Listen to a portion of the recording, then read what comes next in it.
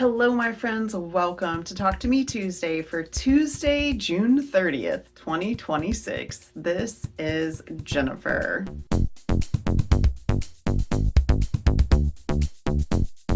Welcome back to my sewing room, guys. We are in front of the design wall again because I did get the baby quilt top pieced.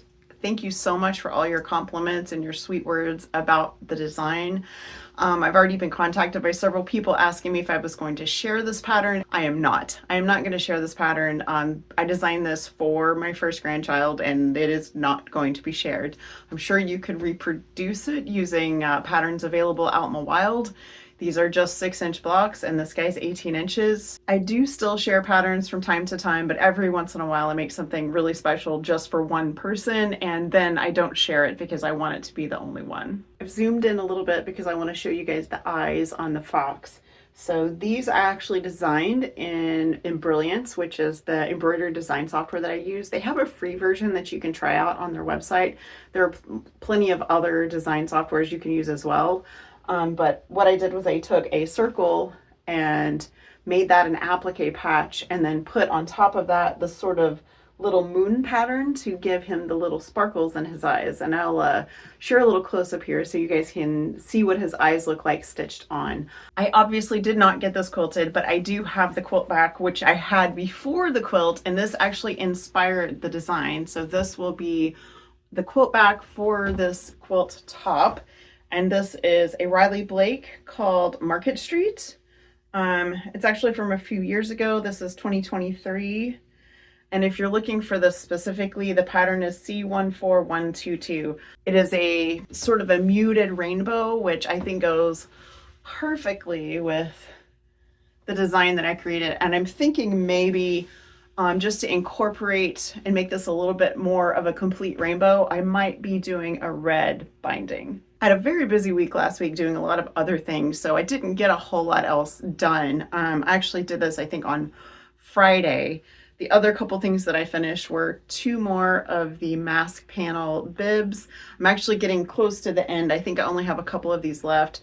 So this is a 3 to 6 month, and this is a little shark, and the smaller ones I mentioned putting knit on the back, and this is just a scrap of an art gallery fabric, which I thought was really fun and sort of tropical for our shark face. I also did a little extra stitching on this one to give him some waves. And I did a little pig, and I sort of leaned into the farmyard animal thing with this fun bandana fabric that I had in my stash.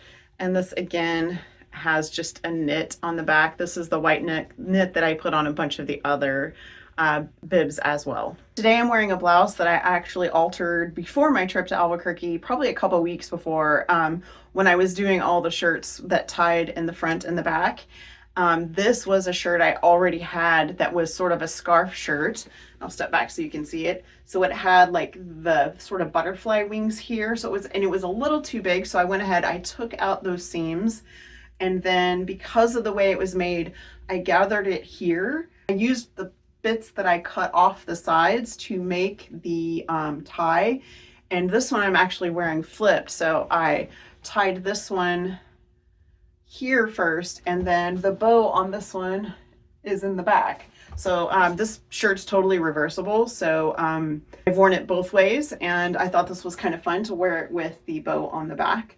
And I love the way this worked out with this fabric. This was, I don't know, I thrifted this 2 or 3 years ago, and it's kind of coming to the end of its life. I've worn it a lot, so I've already patched up a whole bunch of holes and things like that.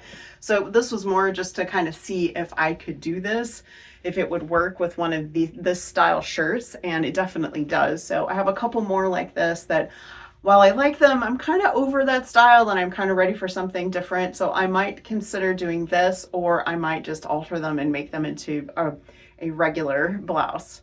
I also did a ton of stuff on Fandom and Stitches. If you guys haven't been following along, the Tomb Raider quilt along is going on now. That was designed by Jeanie, who also does Talk to Me Tuesday. I will put a link in the description to the video that she did talking about her quilt. So you can see, she actually does a show and tell. So you get to see what she made for this quilt along. And as always, her work is absolutely impeccable. She tries really hard to make them as accurate as possible, which is all you can hope for from a wonderful designer like Jeanie. All of those posts will be available on Wednesdays on Fandom and Stitches through September. If you didn't get a chance to last week, Jules made a video after our best friend retreat and talked about what we did from her perspective, and I really want to encourage you guys to go watch that. So I'm going to put a link to that at the end of this video.